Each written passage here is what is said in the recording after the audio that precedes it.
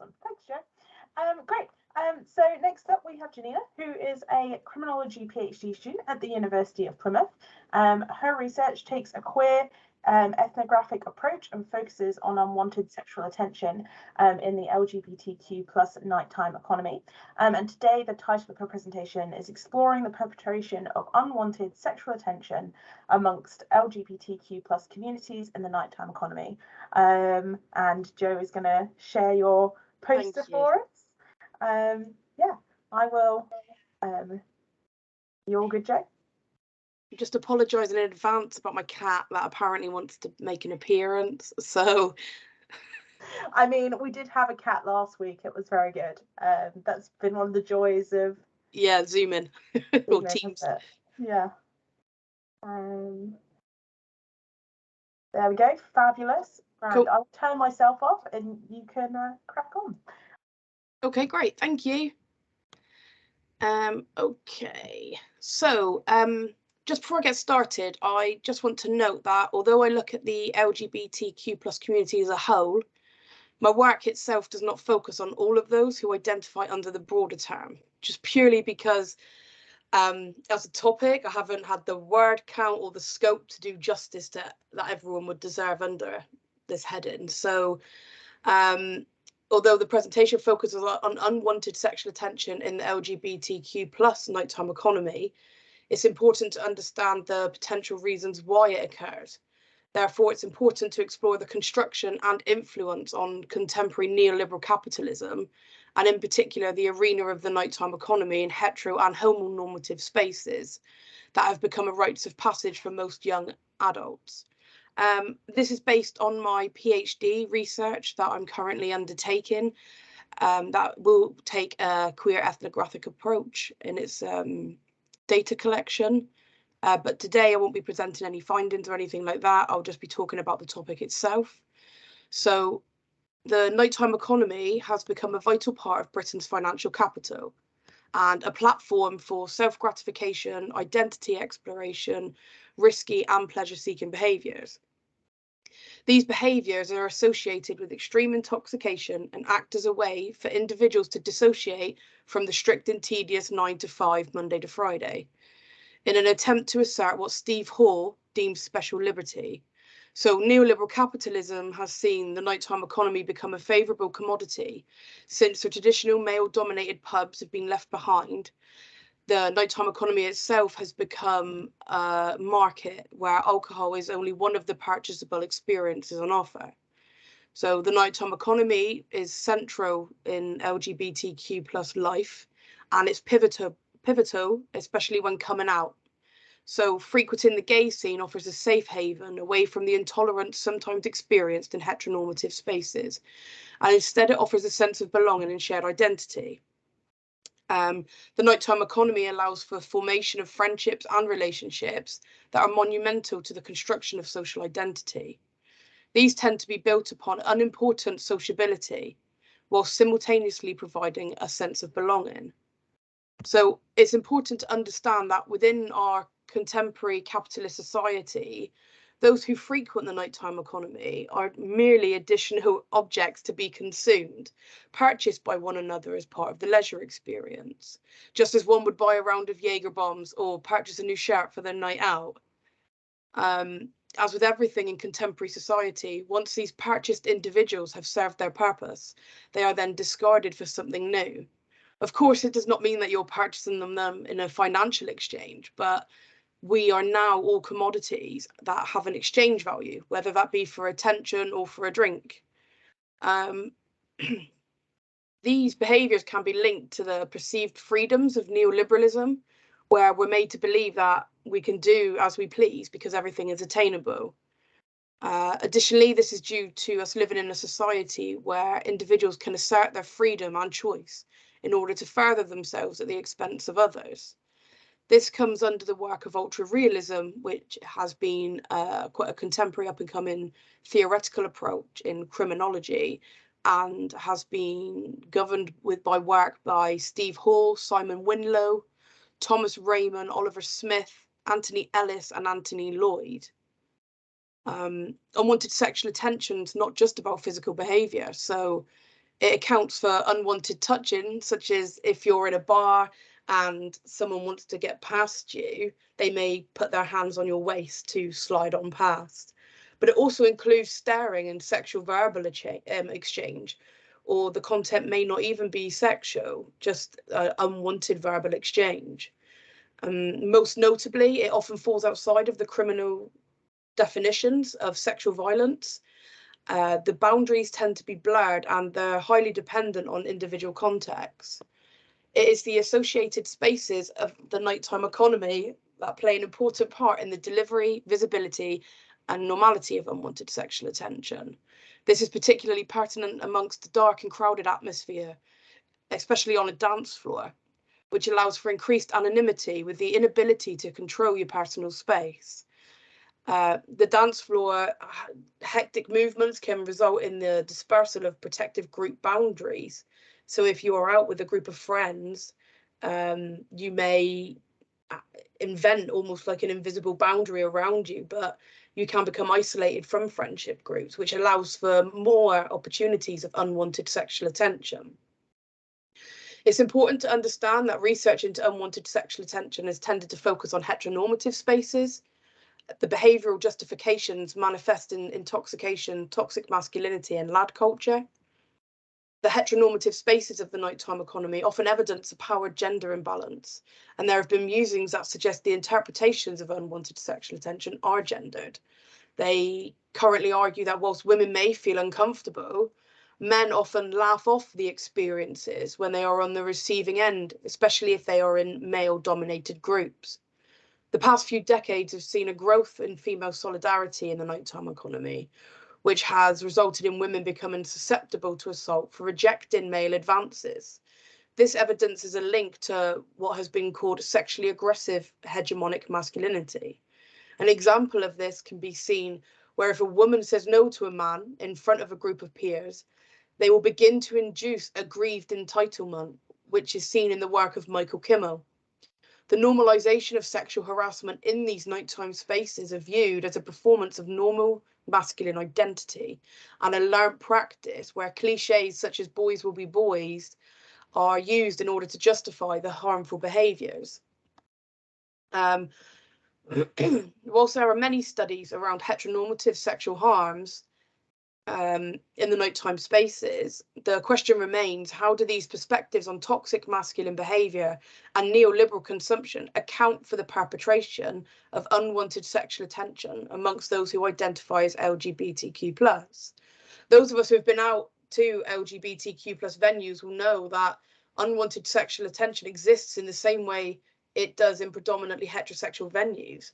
Perhaps even less documented is some corners of the gay community still make use of cruising clubs and dark rooms and even spas for sexual encounters. So the normalisation of the unwanted sexual attention is vast, and just being in attendance is classed as consent for unwanted behaviour. Although you may argue that why would someone go if they're not consenting? What's the point? But that's a whole separate topic that you would look at on sexual voyeurism, for example. Leisure spaces in the LGBTQ+ nighttime economy not only offer theme nights likened to heteronormative counterparts, but they also offer more sexually charged nights, such as leather nights, that cater for specific subgroups of those who identify as mask bears or leather men. These nights can be seen to reject notions of femininity through women or femme-presenting males. Arguably, these events could experience higher rates of normalised, unexpected sexual interactions, where just being in attendance can be considered consent. Thus, the research into areas of unwanted sexual attention can be considered ambiguous. In the gay community itself, unwanted sexual attention is often brushed off because, for example, an identified gay man may grab a woman's breast, or an identified lesbian may grope a man's penis for a laugh, and since they're seen to have no interest, sexual desire, or attraction, this acceptance and expectation and silence around the topic has perhaps omitted the research into the area, and why it is due to the large acceptance and expectation that these terms have not been acknowledged. Therefore, unwanted sexual attention has continued to be viewed from a heteronormative perspective, with reliance on gendered power dynamics, which, although feasible, are unable to account for the perpetration of unwanted sexual attention amongst the LGBTQ+ community. In heterosexual spaces, toxic masculine behaviour, such as misogyny, are often named as the primary cause of perpetrating harm. And it is because of this that it's important to address that misogyny in the LGBTQ+ community exists. Yet, unless you're a part of the community, it goes unheard of. It's habitually dismissed when not assigned to individuals and as identity markers, based on the assumption that the oppressed cannot oppress. Gay men, like heterosexual men, are also exposed to the behaviours of male privilege from a young age. However, gay males are often catalysts for unrecognised misogyny aimed towards queer femininity. In the LGBTQ+ community, there's a ubiquitous no femmes attitude amongst gay men, with hostility towards femininity, and it's often viewed as theatrical. Shared oppression in the LGBTQ+ community is not solidified. Instead, relationships are fractured and fraught, and they are complicated by one another's connection to masculinity and patriarchy. Queer women often share their social spaces, such as clubs and bars, with gay men, but they don't necessarily have as many spaces predominantly for them. Many LGBTQ+ spaces are catered towards white gay males. So the gay male scene in the UK is more visible and more defined than the lesbian scene, with more accessible venues, evidence in heteropatriarchy. Consequently, the performances of queer femininity is invisible, but it exists disproportionately in these spaces. Gay cultures embrace and overstate the position of women in society, and the excessive portrayal of femininity has caused the reputation of misogyny to arise. Men who portray women in a negative, carnivalesque way can do so with ease, and because they're unable to be wholly repressed due to their biological identity. It's important to understand that there is an entrenched hierarchy amongst the community, and with those who wish to emulate the cisgendered male often reign supreme. These men give reference to femphobia and toxic masculinity, becoming the gatekeepers of internalized oppressive structures, with feminine notions amongst the gay community facing widespread prejudice. Furthermore, these harmful practices permeate the gay community, and those who conduct themselves outside of traditional masculinity face exposure from specific areas. The manifestation of toxic dating preferences such as no fats, no femmes, no Asians, and mask for mask discriminate against those who don't desire the attributes of the white cis male. Those who desire qualities accredited to the straight acting gay man are central to the LGBTQ+ community's hostility towards lesbians, feminine gay men, and trans women.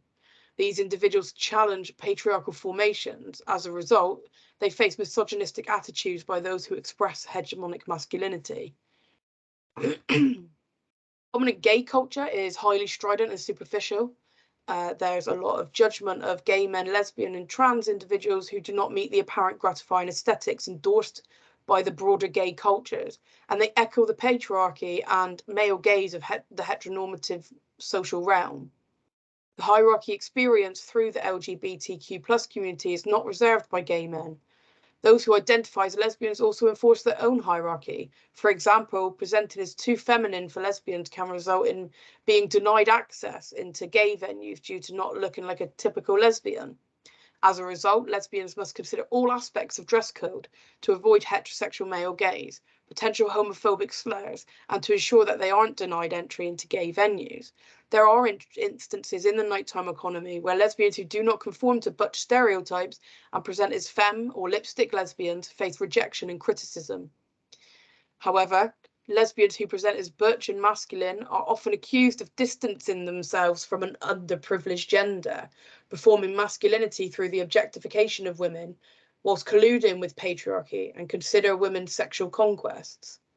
So the question here remains, if it's because of toxic male behaviour that harms such as unwanted sexual attention are perpetrated, how does this explain unwanted sexual attention in the LGBTQ plus community? My argument in my research is that it can't, and it doesn't. There's a rather ambiguous ideology surrounding unwanted sexual attention in the LGBTQ plus nighttime economy. It's fluid, context dependent, and shaped by an individual's perception, their identity, and their desires. Unwanted sexual attention is complex and fluid, with gender performance coming into play. These nighttime spaces allow for identities to be played out and doled down, but those who frequent the nighttime economy are able to experiment with gender and identity fluidity. The terms gender and sex are no longer fused or determined by one another as sex is biological, but gender is psychological, fluid, and socially constructed performance. As Judith Butler has suggested, man and masculine might just as easily signify a female body as a male one, and woman and feminine, a male body, as easily as a female one. Consequently, it's because of this that this becomes a part of the social construction of sexuality. However, masculinities are not identical, and acts of masculinity are often performed differently, irrespective of gender. When individuals do gender, they enter a cycle of continuous social constructions and expectations that are imposed on them by society to be distinctly male or female. For example, boys wearing blue and girls wearing pink. This sees the associated behaviours being upheld as natural, and it legitimates their continuous existence in today's society. There is an absence of research exploring the favourability of masculinity over femininity based on gender instead of sex, where patriarchy and hegemonic masculinity rejects a person's biological sex and affixes itself to the performance of masculinity. It is through this work that I argue that masculinity is not instantaneous. It's a set of highly desired attributes that aren't performed and ascertained by those who wish to possess them. Traditionally, these attributes have been affiliated with those assigned male at birth, and those who identify as a cis male, often forming intense attachments to one another through the exhibition of masculine attributes. Think of lad culture. This complex homosocial relationship is at times a contradiction to homosexuality. Although viewed as separate social worlds, these relationships are significant in the social construction of masculinity. The higher acceptance of LGBTQ plus individuals and the integration between gendered segregated worlds has enabled individuals to adopt masculine and feminine behaviours, irrespective of their biological sex. With heteronormative genders being adopted and constructed to fit the social structure associated with the LGBTQ plus community. Although individuals may feel that their identity is out of their control and shaped by their biology, the condition of contemporary societies to have multiple changeable identities influenced by our continuous social interactions.